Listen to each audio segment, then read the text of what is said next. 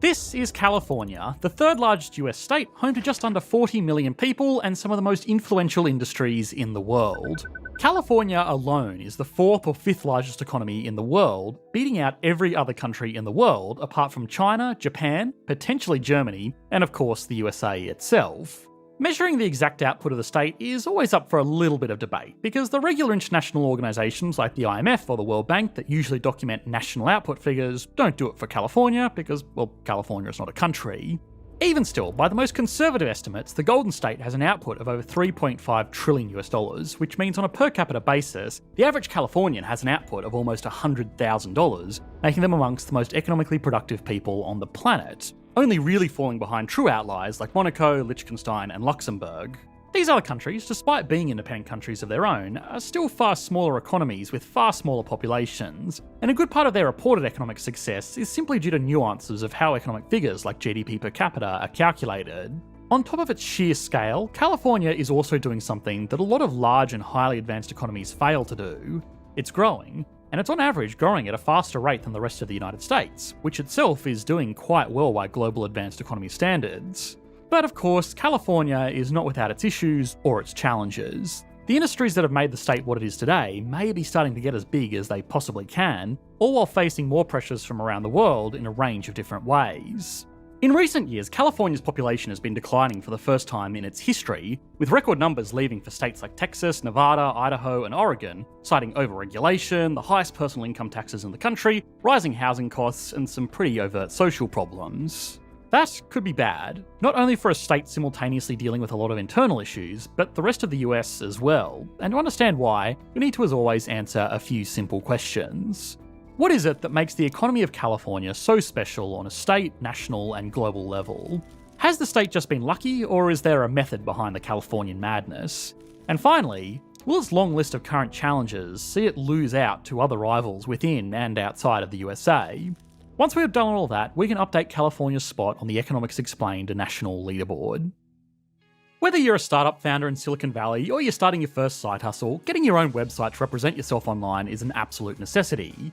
That's why we've partnered up with HubSpot and their fantastic drag and drop website builder that can help you show off your latest project with a beautiful web page. I've had my fair share of side hustles before Economics Explained really took off, but building a website back in the day felt like a real chore because I didn't know the first thing about web design or coding. With HubSpot's drag and drop editor, there isn't any coding required, and there are tons of templates and inspirational examples of how to use this powerful tool to make a great website to grow your business, show off your fashion photography, or even just your personal blog. This builder works just as well for enterprises with hundreds of employees as it does for an individual, and scales with the size of your organisation and what you need the website to do. Having a beautiful website that shows people what you're all about can help you turn your garage business into your new career. You can get started for free at our link in the description so you can put your work out to the world today. When exploring a complex economic issue like what made California so economically prosperous, it's nice when there's one simple underlying reason and everything else is built on top of it, like fantastic geography, a clever economic policy, or even just natural resource discoveries. Having one simple takeaway normally makes for a memorable lesson and an enjoyable video to watch. So you have to trust us when we say that unfortunately there's no silver bullet that got California to where it is today, just a series of lucky breaks that the state has capitalised on well throughout its history. That also means that Californian economic dominance is not guaranteed. And unlike a sovereign national economy, there are certain advantages, but also some serious risks that California faces purely because it's part of a union that is the United States. The state as we know it today really got started before it was officially a state, when widespread gold deposits were discovered around what would go on to be San Francisco, San Jose, and Sacramento.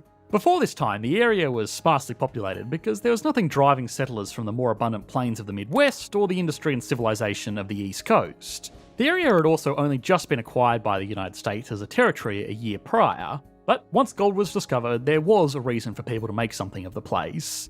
In its most basic form, this is the concept of comparative advantage in economic output. When considering the factors of production, land, labour, and capital, the region that would go on to be California basically sucked in every metric. Its land was not much better than the abundant land that was available closer to the East Coast, and its total labour pool was measured in the tens of thousands. There was little capital to make any of this better, like railways or factories, because there was no reason to invest out there when there was so much space available everywhere else. A situation that is particularly ironic given the state's problems these days. This means that everywhere else had a comparative advantage over the region in the production of everything. But that changed when gold made the land of California incredibly lucrative, giving it a comparative advantage in the production of precious metal. As soon as there was a reason for the economy to exist, it quickly developed around this industry. Within 2 years, the population more than doubled, and people were moving not only to dig for gold, but also to build businesses to support the people that were digging for gold. The development of the region's economy was so rapid that just 2 years after being acquired by the US, California was able to successfully apply for statehood and receive the representation that came with that on a federal level. Now, resource-rich economies eventually face major problems if they become overly dependent on just that one industry. For a long time, California ran the risk of losing its gold and then losing all of the businesses that had sprung up to support it. Now, obviously gold mining in California is today basically completely inconsequential compared to its other world-leading industries. So we know that it was able to successfully transition its economy away from resources, but that was far from guaranteed. Today, a lot of countries and even other regions within the US are struggling to transition away from resource economies, and the Californian lesson can teach us a lot about how to successfully make that switch. But it's also important to recognise that it had a few advantages that a lot of resource-rich economies today don't. One of the biggest things that it had going for it was just how hard it was to get to and get back from. Before air travel or even railroads, the options for getting to California were horse-drawn wagons along sparsely populated land routes, or going the entire way around South America through some of the most perilous oceans in the world in a ship from the 1800s. Basically, once people had moved to California, they were pretty committed to making it work. Fortunately, the region is also very arable, so farming quickly became self-sustaining, and as transport infrastructure developed, it became possible for the state to trade more actively with the rest of the country. It must be remembered that really, before the mid-1950s, global trade, and even trade between regions within physically large countries like the USA, was far less intense than it is today. As soon as food production was sorted and local industries sprung up to support the existing population, there was little pressure to be globally competitive because it was just easier to make basic consumer goods of the day locally than it was to transport them on small ships or early rail networks. Fortunately, however, that did not mean that the state became complacent. From its resource boom, the state made heavy investments into education, pioneering universal higher studies and founding universities like Berkeley and the University of California. It was a wise investment at the time, but the policymakers probably had no idea just how much of an impact it would have on the state a century down the track. The isolation from the rest of the economy also had some advantages.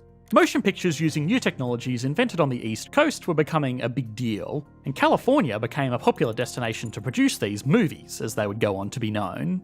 The location was no accident either. It was easy to transport films once they had been made, but early studios could use film cameras without paying licensing fees to the companies that produced them on the East Coast, because it was unlikely for inspectors to travel so far.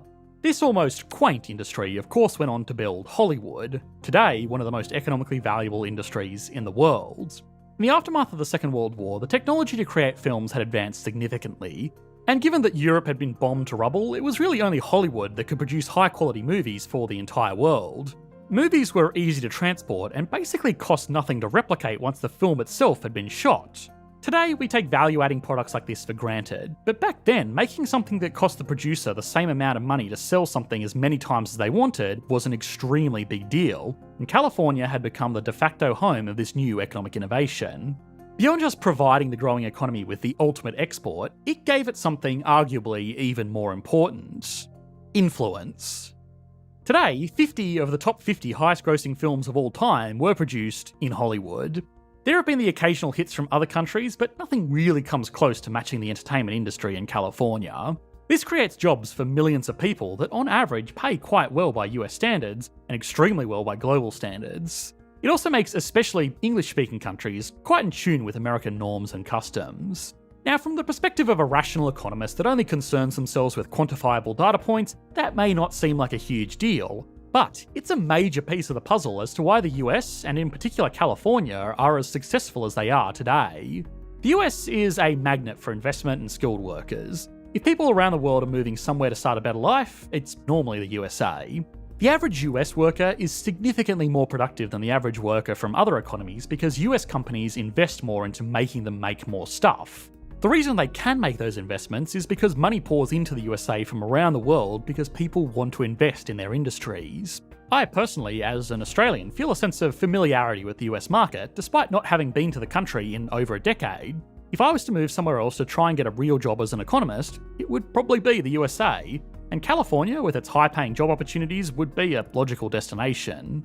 Skilled migrants that on average make above average contributions to economic output move to California more than any other state in the US, which creates a chicken and egg. Skilled people move to California because there are world-leading industries there, and world-leading industries can operate in California because that's where all the skilled people are. The same goes for making investments, and the entertainment industry centred in California is a big driver of this global recognition. Now these days, an industry that's arguably even more influential in entertainment is tech. And no country even comes close to the USA, and by extension, California.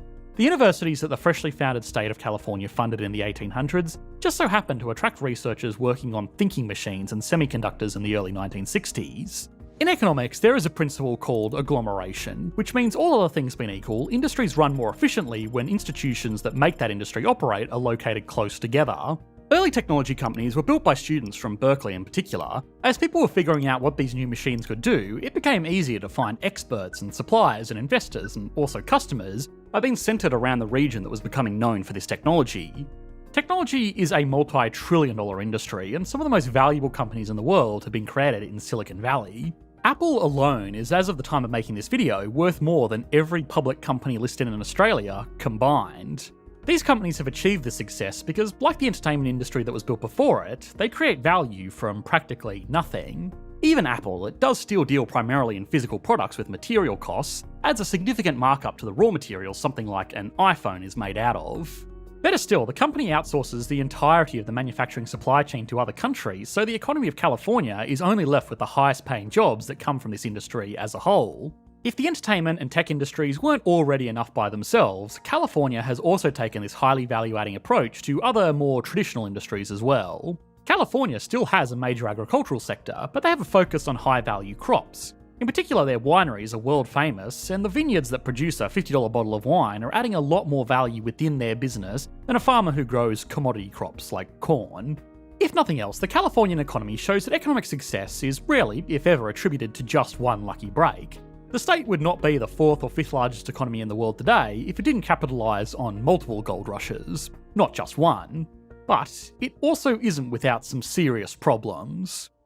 California, by many accounts, is a state in decline. Its population is shrinking, the companies that have made it so successful in recent decades are expanding beyond its borders or simply moving out, and the industries themselves are starting to struggle as there's not much room left to grow after they've effectively dominated the global market.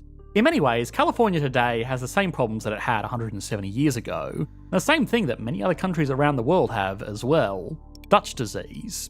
Now, Dutch disease is normally associated with resource-rich economies. California does have that, but as we explored earlier, it's only a minor component of its economy today. But that doesn't mean that it can't have the same problems. There's nothing inherently wrong with having a lot of natural resources. Of course, all other things being equal, it can be a great benefit to the economy. But it does come with some serious side effects which need to be carefully managed. Or else, the economy can end up worse off than it started, as is the case with dozens of resource-rich economies around the world today. The first side effect is an overdependence on natural resources, which means economic ups and downs become determined by commodity prices, which are inherently unstable, so they make the economy unstable as well. The second side effect is crowding out of other industries for investment and labour. When one industry is bringing in practically unlimited revenue, investors are going to want to put their money into that industry, neglecting any promising businesses in other industries. Workers are also going to seek out high-paying jobs in that industry, often forcing other businesses to raise wages to compete or reduce their output due to lack of staffing. Highly compensated workers also have more purchasing power, which when combined with constrained supply pushes prices up beyond the reach of people that are not working in the natural resource sector. Both of these forces in turn make the economy even more dependent on the one industry bringing in revenue, which again creates a very unstable economy. Now, this is most commonly a problem with natural resources, but there's no reason that it's exclusively a problem with natural resources. The tech and entertainment industries in California represent a significant portion of the state's economy and have caused exactly the same set of problems. Cost of living is high, and people working regular jobs can't afford to live there anymore, which reduces the supply of regular goods and services, further harming cost of living. The big difference today is that people are not stuck in California anymore. Moving is cheap and easy, and since a lot of people working in these industries came from out of state or out of the country, they're no stranger to moving where there are better opportunities. And unlike a sovereign nation, there are fewer restrictions to moving elsewhere within the US as well.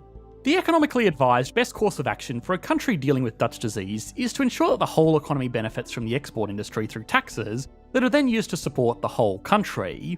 The problem for California is that it's not a country. And unlike natural resources, tech companies don't need to operate in an area where they dig stuff out of the ground. Major employers have already shown that people can work from home, or in extreme cases, the entire operation can be moved to states with looser business restrictions and fewer taxes. Now, nobody can predict the future, least of all economists. But California is almost certainly not going anywhere anytime soon. But today, more than ever, it's facing international and domestic challenges, and it needs to present a compelling reason to maintain its industries. For a long time, the assumption that California was just the place that people went to develop tech and produce entertainment was good enough. But it probably won't be forever. Okay, now it's time to put California on the Economics Explained national leaderboard, which we have done before, but that was over 2 years ago, and a lot has changed since then. Starting as always with size, California has an estimated GDP of $3.4 to $3.6 trillion, making it comparable with the 4th or 5th largest national economy in the world, if it was to be counted as its own country. Of course, it's not, so these figures are less accurate than regular World Bank figures because things like imports and exports, which are major components of economic output, are harder to measure over state borders where, unlike international borders, almost no records are kept of what is coming or going. Even still, the state gets a 9 out of 10. Taking those GDP estimates and spreading it out over California's population of 39.2 million people means that the state has a GDP per capita of just under $90,000, which puts it in line with countries like Norway and Switzerland. So it gets a 9 out of 10, only really falling behind the true outliers with 6-figure GDPs. Stability and confidence is both helped and hurt by being part of the largest and most influential economy in the world. Help because it uses the global reserve currency, it has a huge domestic market for its products, and it has the protection of the US federal government if it finds itself in trouble. But it's also hurt because it has to compete for talent, investment, and spending with other states that have some unfair advantages, like Texas with its lower taxes subsidised by natural resources. Its focus on a few huge industries has caused social issues, and they may cause economic issues long term as well, but for now the state gets an 8 out of 10. Growth has been strong and consistent, only shrinking after the 2008 financial crisis and the global lockdowns of 2020. It's also maintained a growth rate above the US average, which itself has outpaced most advanced economies. California gets an 8 out of 10. Finally, industry. There isn't much to say here. California is home to more world-leading companies than every other country on Earth apart from the United States itself. Not only are the companies massive, they are also in highly technical industries that don't rely on extracting value from limited resources. California gets an easy 10 out of 10. Altogether, that gives California an average score of 8.8 out of 10, a marked improvement from 2 years ago, considering it had a great score back then too. If you like this video, you'll like the one that we did recently on areas inside the US that are shrinking even faster than California. You should be able to click to that on your screen now. Thanks for watching, mate. Bye.